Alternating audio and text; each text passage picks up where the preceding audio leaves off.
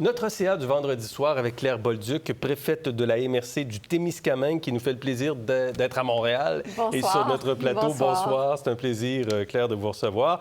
Et on accueille Christian Iaccarini, président et chef de la direction de la Société de développement Angus. Bonsoir, Christian Iaccarini. Bonsoir, Gérald. Avec qui j'ai eu le plaisir de faire une entrevue récemment dans le cadre de notre série Profil, puis qu'on va accueillir comme ça dans notre CA de temps à autre. Merci, Christian, d'être avec nous. Alors, on va parler du logement. Le gouvernement Trudeau fait toutes sortes d'annonces sur le logement depuis un certain temps. D'abord, est-ce que vous trouvez là, que le gouvernement s'y prend bien, nous amène vers des bonnes solutions en matière de logement? Définitivement, le gouvernement est très maladroit dans sa façon d'annoncer les choses. D'abord parce qu'il n'y a pas de plan qui est fixé. On ne nous donne pas les grands objectifs. On ne fait que des annonces en s'appuyant sur l'absence de réalité, les besoins qui sont exprimés et l'absence de logement pour répondre à ces besoins-là. Mais on ne voit pas quelle est la ligne directrice que suit le gouvernement pour l'ensemble de ces annonces-là. Alors non, ce n'est pas la bonne façon de faire. Je pense aussi qu'il devrait s'attarder à respecter de façon plus attentive les responsabilités et les prérogatives, les compétences des provinces avec lesquelles il traite. Oui, OK. Christian, qu'est-ce que vous en pensez? Bien, je comprends la volonté du gouvernement du Canada d'intervenir dans le logement. De toute façon, le gouvernement Trudeau le fait depuis 2015. La stratégie nationale du logement, c'était quand même 40 milliards sur 10 ans. Quand on regarde chacune de ces annonces à la pièce, c'est pas mauvais, au contraire même. Mais ça ne fonctionnera pas parce qu'on va revivre le psychodrame d'une entente avec Québec qui va être requise parce que les programmes fédéraux qui débarquent comme ça, ils ne fonctionnent pas.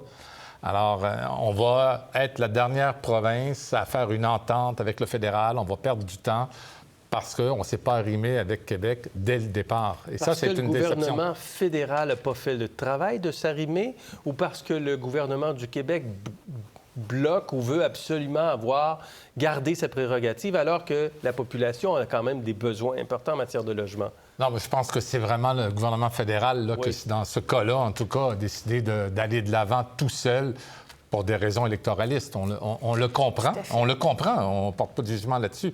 Mais il y a des programmes qui ne fonctionneront pas parce qu'ils sont faits pour tout le Canada et ils ne sont pas adaptés à la réalité du Québec et à la réalité de Montréal. Le gouvernement du Canada est loin du terrain, dans n'importe quelle province, et c'est particulièrement vrai du Québec. Quand il est loin du terrain, les mesures, elles peuvent sembler bonnes, mais elles ne seront pas adaptées. Et toutes les mesures électoralistes, l'histoire nous enseigne qu'à toutes les fois qu'il y a eu une pluie d'annonces, florilège d'annonces, comme vous avez dit, ça ne fonctionne pas non plus pour l'élection. Ce n'est pas gagnant pour un parti politique. Et qu'est-ce que vous pensez des annonces qui ont été faites hier? Là, on veut favoriser l'accession à la propriété. On augmente la possibilité d'aller chercher de l'argent dans son REER via le RAP, le régime d'accès à la propriété, de 35 à 60 000. Pour l'achat d'une habitation neuve, pour les premiers acheteurs, on pourrait avoir un taux jusqu'à 30 ans. Vous en pensez quoi, Christian? Bien, je pense que c'est des bonnes mesures, mais ce n'était pas le bon moment de l'annoncer, alors que ça risque de s'ajouter à la surchauffe qu'on voit. Vous pensez? Oui, je pense que oui. Les gens vont y aller maintenant en se disant, bien, je vais y aller avant que les maisons augmentent, alors qu'elles sont déjà élevées. On aurait dû attendre que l'offre soit présente pour offrir ce programme-là. Je comprends politiquement de vouloir le faire. Parce que beaucoup de familles, aujourd'hui, les jeunes ménages ont de la difficulté d'avoir accès à la propriété. Tout à fait. Et là, on tombe toujours dans le mythe de l'accès à la propriété comme voie de l'avenir en ce moment. Mais ceci étant dit, c'était une bonne mesure, mais pas annoncée au bon moment, alors qu'on s'attend à une baisse des taux d'intérêt qui déjà crée une surchauffe. Oui, clair. Il n'y a pas de plan.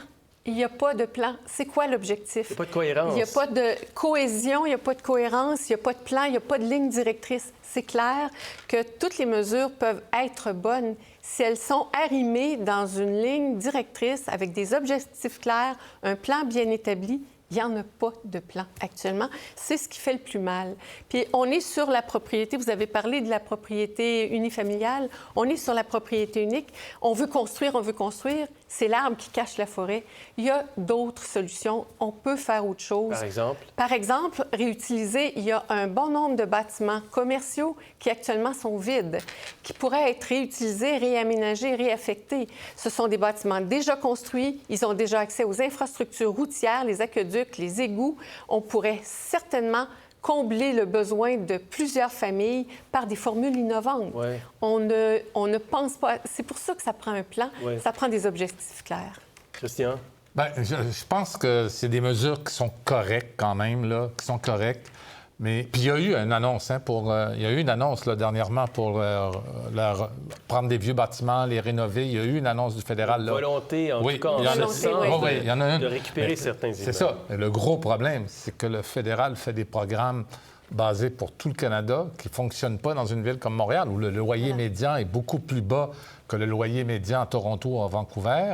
Et on nous demande de sortir des logements en bas du loyer médian, ce qui est impossible dans les coûts de construction. Ouais.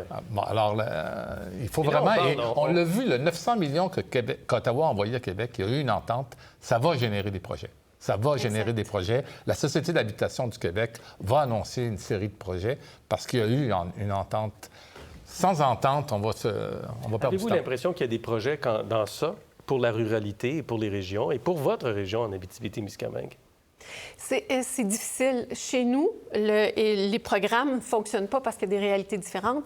En Abitibi-Témiscamingue et dans d'autres régions, la main-d'œuvre en construction, elle est très rare. Les coûts, les matériaux et la main-d'œuvre, c'est 18 à 30 plus cher qu'ailleurs. Quand on fait des règles uniques, ces particularités-là ne sont pas considérées. Ça devient très difficile. Et il faut vraiment travailler avec le milieu municipal. C'est le milieu municipal qui va rendre accessibles des terrains, qui va rendre accessibles des infrastructures pour la construction, pour augmenter le nombre de loyers. Ouais. Alors, ça devient essentiel que toutes les parties qui peuvent et qui doivent faire quelque chose participent à l'effort. Il y a eu beaucoup d'annonces là, pré-budgétaires. Là, le gouvernement veut vraiment garder la place là, et occuper l'espace public avec toutes les annonces qui ont pu être faites sur l'alimentation scolaire, les garderies, la défense, l'intelligence artificielle, le logement. Il va rester quoi dans le budget? Vous vous attendez à quoi, vous, dans le budget de mardi prochain? Bien, j'espère quand même voir des choses au niveau du transport. J'espère quand même voir des annonces, en tout cas des sommes nouvelles pour le transport collectif. Au niveau du logement, je pense qu'ils l'ont égrené, là. Oui. Il n'y a plus rien à annoncer. C'est tout. Je veux dire, ils nous l'ont égrené. Hein? Oui, des grandes surprises. On va avoir de l'information peut-être sur le niveau de déficit. Oui, c'est on ça. pense peut-être avoir la même chose. On parle de taxes ou d'impôts, de certaines taxes sur les mieux nantis qui pourraient être augmentées. Pourquoi pas, mais en même temps, actuellement, le gouvernement Trudeau est face à un éventuel gouvernement conservateur, en tout cas à un parti conservateur qui a le vent dans les voiles. Et le Parti conservateur, c'est un parti qui diminue les taxes et les impôts. Alors, ce serait de donner des arguments et des munitions assez importantes au vis-à-vis à l'adversaire.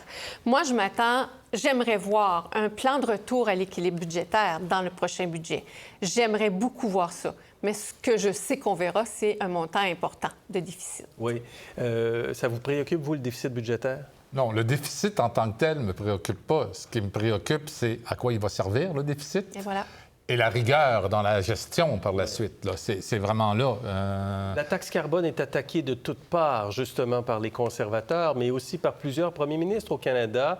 Et c'est en train de se fissurer. Est-ce qu'il doit résister à ça, le gouvernement fédéral, maintenir sa taxation, sa tarification du carbone? Ah, tout à fait. Puis je pense que le premier ministre français, hier, lui a donné un appui. Oui, absolument. Tout à fait.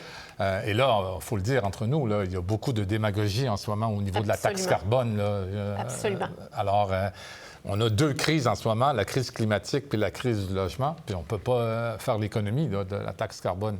Claire? Je suis absolument d'accord avec le principe de la taxe carbone. Il faut se rappeler qu'elle est appliquée au Québec depuis juin 2007. Alors, personne ne fait faillite à cause de la taxe carbone. Ça, c'est important.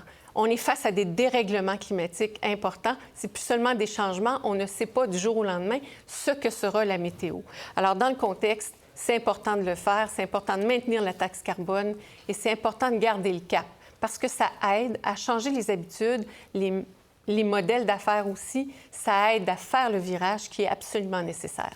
Merci beaucoup. C'était très intéressant. Claire, merci d'avoir été à Montréal. Cette fois-ci, on se retrouve quand même toujours avec la magie de la technologie. Merci, Christian, également. Ça m'a fait vraiment plaisir. Merci beaucoup. À la prochaine. Bonne fin de semaine. Pour voir nos émissions en entier, rendez-vous sur la chaîne Ici RDI.